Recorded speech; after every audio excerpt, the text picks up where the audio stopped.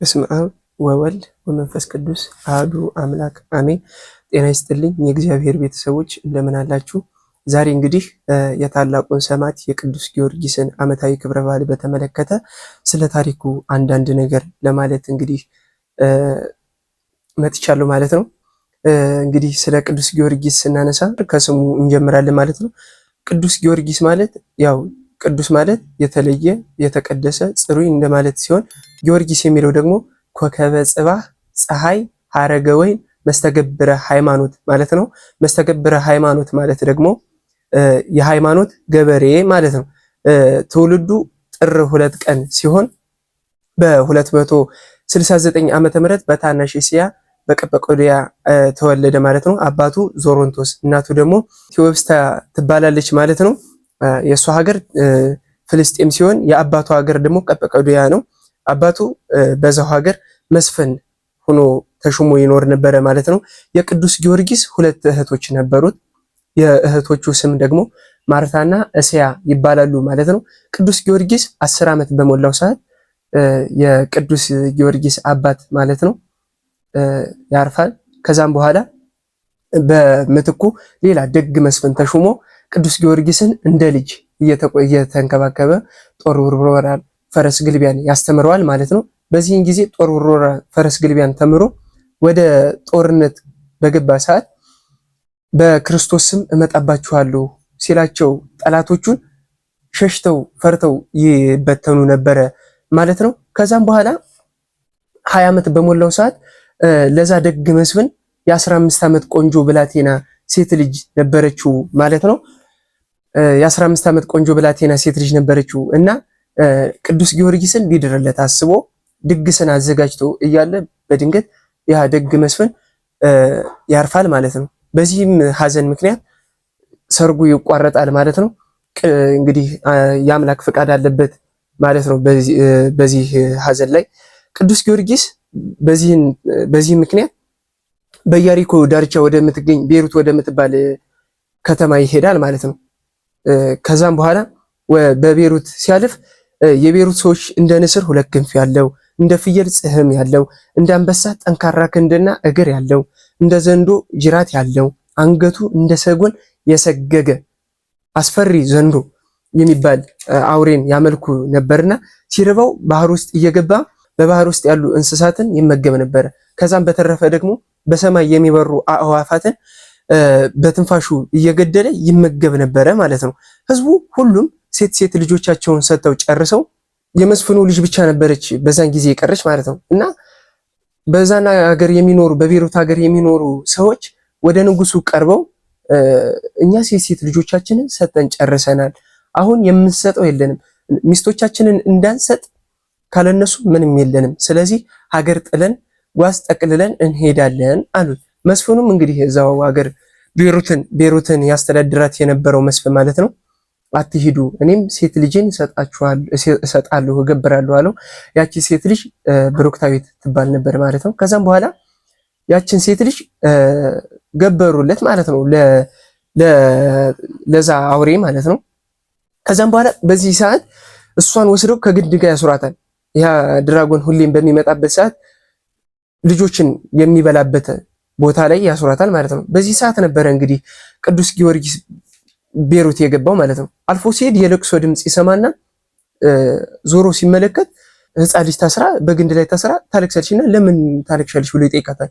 ለድራጎን ተሰጥቼ ነው አለችው ማለት ነው። ቅዱስ ጊዮርጊስ በዚህ ጊዜ የት አለ ይላታል። አሁን ምግብ ፍለጋ ሄዷልና ይመጣል፣ አንተም ከዚህ ሽሽ ይበላሃል ትለዋለች ማለት ነው። ቅዱስ ጊዮርጊስ በዚህ ጊዜ በኃይል ባለቤት በክርስቶስ እኔ አሸንፋለሁ ይላታል ማለት ነው። ከዛም በኋላ እንደዛ እያለ በሚላት ሰዓት ያ ድራጎን በሚያስፈራ ግርማ በሚያስፈራ ድምፅ ምድርን እያናወጠ ይመጣል። ከዛም በኋላ ያ ድራጎን መጡ ቅዱስ ጊዮርጊስን ሊበላው ሲል ስመ ሥላሴን ጠርቶ ሲያማትብበት ያ ድራጎን ኃይሉ ይደክማል።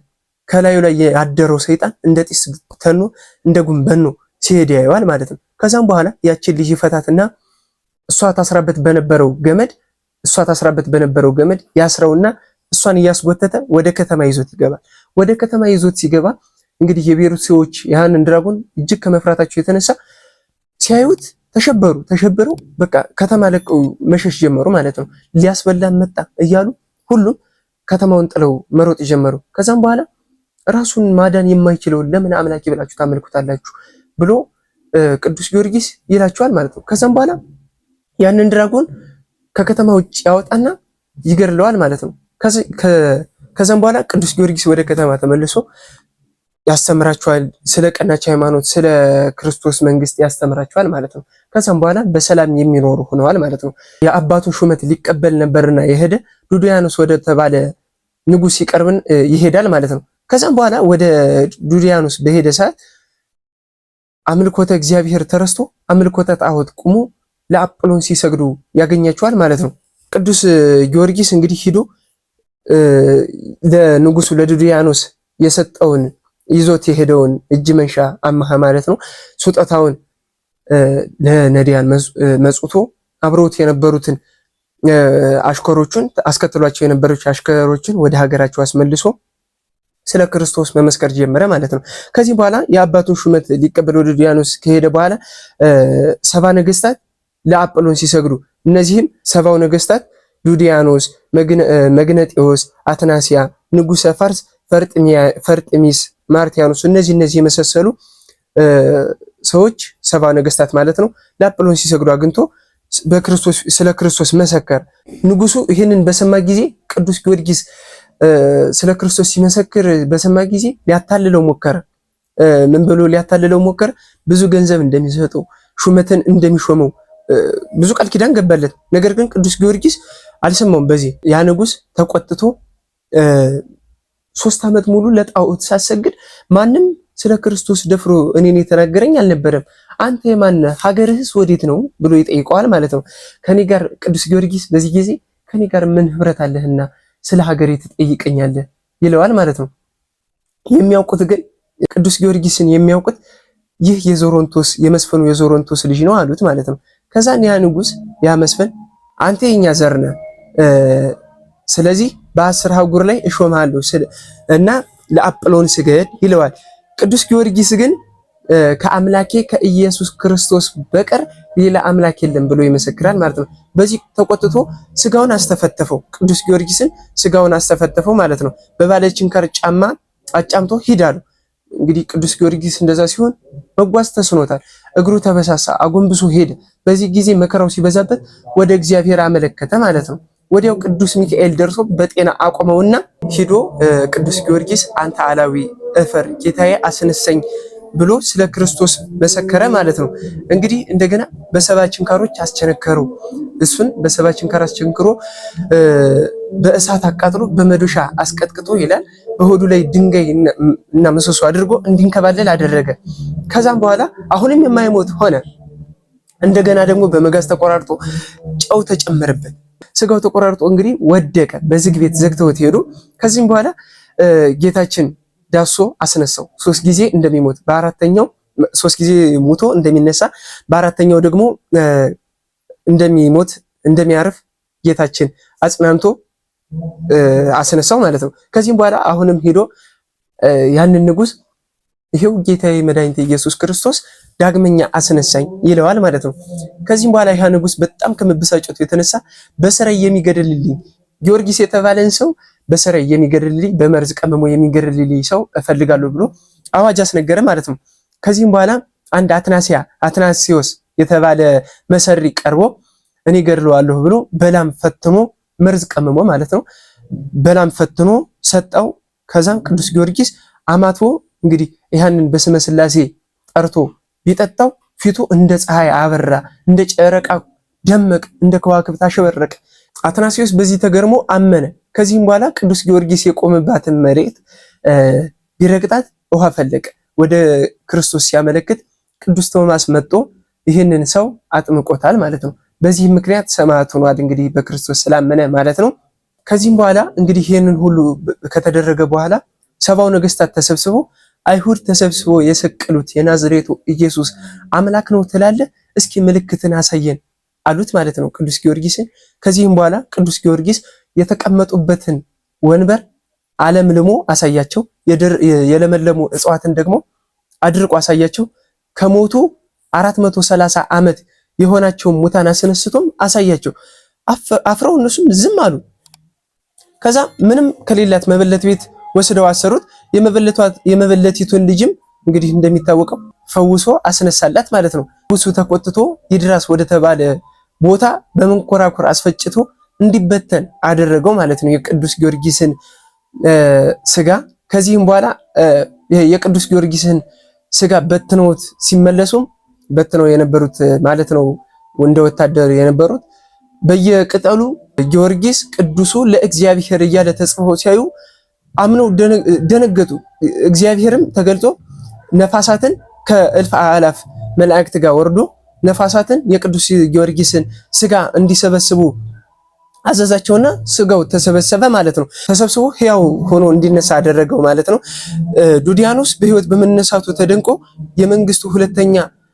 የመንግስቱ ሁለተኛ አድርጎ ሊሾመው ቃል ገባለት። ቅዱስ ጊዮርጊስ ግን ይህንን በሰማ ጊዜ በፌዝ እንግዲህ እሺ ብሎ ነገ እሰግዳለሁ፣ አዋጅ አስነግር፣ ለአጵሎን ነገ ጠዋት እሰግዳለሁ ብሎ ሲለው ያ ንጉስ እውነት መስሎት በቤተ መንግስቱ አስገብቶ አሳድረው ማለት ነው። በዚህ ጊዜ ሌቱን ሙሉ መዝሙረ ዳዊትን እየደገመ ከጣዕሙ ብዛት የተነሳ ሚስቱ የሚለው ነገር ስላልገባ እንዲተረጉምላት ወደ ቅዱስ ጊዮርጊስ ጠየቀችው ማለት ነው። ቅዱስ ጊዮርጊስም ከስነ ፍጥረት እስከ ስጋዌ ድረስ ያለውን ስለ ክርስቶስ አስተማራት፣ አሳምናት ማለት ነው። በዚህም ጊዜ በነጋታው ሁሉም በተሰበሰቡ ጊዜ ያቺ የመበለቲቱ ሴትዮ ልጇን ያስነሳላት መበለት እንግዲህ ክርስቶስ እውነት የሚያምን ለጣዖት የሚሰግድ መስሏት እያለቀሰች ልጇን ተሸክማ መጣች። ቅዱስ ጊዮርጊስ ባያት ጊዜ ፈገግ አለ። ከዛም ልጁን አውርጄው አላት። ልጁን አውርዶ እንዲመጣ አዘዘው። ቅዱስ ጊዮርጊስ ያንን ሕፃን ሂደህ አጵሎንን በኢየሱስ ክርስቶስም ና በለው ይለዋል ማለት ነው። ከዛም በኋላ ያ ሕፃን እንግዲህ ሂዶ ያንን ትልቅ ጣዖት በእግዚአብሔር ስም ና ሲለው ተከትሎት ይመጣል ማለት ነው። ከዛም ቅዱስ ጊዮርጊስ በሰባው ነገስታት መሃልና በተሰበሰበው ህዝብ መካከል ይጠይቀዋል። አንተ ማን ነህ ይለዋል። ያ ጣዖትም አፋውጥቶ እኔ በዕለተ ሰሉስ የተፈጠርኩ እንጨት ነኝ እንጂ አምላክ አይደለሁም ይላል ማለት ነው። ከዚህም በኋላ ምድር ተከፍታ እንድትውጠው ቅዱስ ጊዮርጊስ አዞ ምድር ተከፍታ ውጣዋለች ማለት ነው። ካህናተ ጣዖትም አብረው ተውጠዋል ማለት ነው። ያ ንጉስም በጣም ተናዶ ወደ ውስጥ ሲገባ እኔ ክርስቲያኖችን አታሳድ፣ በእነሱ ላይ ክፉን አታድርግ ብያህል ነበረ ስትለው ሚስቱ ቅዱስ ጊዮርጊስ እንዳሳመናት አውቆ እሷንም ለሚስቱ ሳይራራ ሰይፏታል ማለት ነው። አሰይፏታል ይህ ንጉስ። ከዛም በኋላ ትምህርቱን ሰምተው በቅዱስ ጊዮርጊስ ትምህርት አምነው ማለት ነው ስለ ክርስቶስ የመሰከሩ ሁሉ ተሰይፈዋል። ቅዱስ ጊዮርጊስ በእሳት አውርዶ እሳትን አውርዶ ሰባውን ነገስታት አስበልቷቸዋል። ከዚህም በኋላ ቅዱስ ጊዮርጊስ በዚህ ጊዜ በስሜ የሚያምን ገድሌን የሚጽፍ ቤተክርስቲያኔን ለሚሰራ ተስፋ ስጋ ተስፋ ነፍስን ስጥልኝ ብሎ ጸለየ ማለት ነው። እንግዲህ ጌታም እልፍ አእላፍ መላእክትን አስከትሎ መጥቶ ወዳጄ ሰላም ለአንተ ይሁን አለው። አያይዞም በስምህ ያመነውን በተስፋ የተማጸነውን ኃጢአቱን እደመስስለታለሁ ብሎ ጌታችን ከዚህም በኋላ ደግሞ በባህር በየብስ ሆኖ በደዌ ሆኖ በስምህ የለመነኝን ከመከራ አድነዋለሁ ብሎታል። በዚሁም ላይ አንተም ከማህበረ ሰማዕታት አንተን የሚመስል በፊትህም በኋላህም አይኖርም የለም ብሎ ብዙ ቃል ኪዳንን ከሰጠው በኋላ በአጠቃላይ በቃል ኪዳኑ ለሚያምኑ እስከ 15 ትውልድ ድረስ እምርልሃለሁ ብሎ እግዚአብሔር እንግዲህ አድርጓል ማለት ነው። ከዚህም በኋላ በሰይፍ በ296 ዓመተ ምህረት ሚያዚያ 23 ቀን አንገቱ ተቆረጠ ማለት ነው። 7 አክሊላትም ወርደውለታል። ከአንገቱም ውሃና ወተት ፈልቋል። በተወለደ በ27 ዓመቱ በልዩ ልዩ ጸዋዕተ መከራ ሲሰቃይ ኖሮ በሰማዕትነት እንግዲህ አረፈ ማለት ነው። የእረፍቱ መታሰቢያ ሚያዚያ 23 ቀን ይታሰባል ማለት ነው። እንግዲህ በጥር 18 ቀን የምናከብርበት ዋናው ምክንያት ማለት ነው ቅዱስ ጊዮርጊስ ይድረስ በተባለው ተራራ ላይ ስጋውን አስፈትፍተው በመንኮራኩር ፈጭተው የዘሩበት ዕለት ስለሆነ በዚህ ቀን እናከብራለን ማለት ነው። እንግዲህ የቅዱስ ጊዮርጊስ አምላክ እኛንም በረድኤቱ በቸርነቱ ይማረን። የቅዱስ ጊዮርጊስ ረድኤቱ በረከቱ በእኛ ላይ ይደር። አሜን።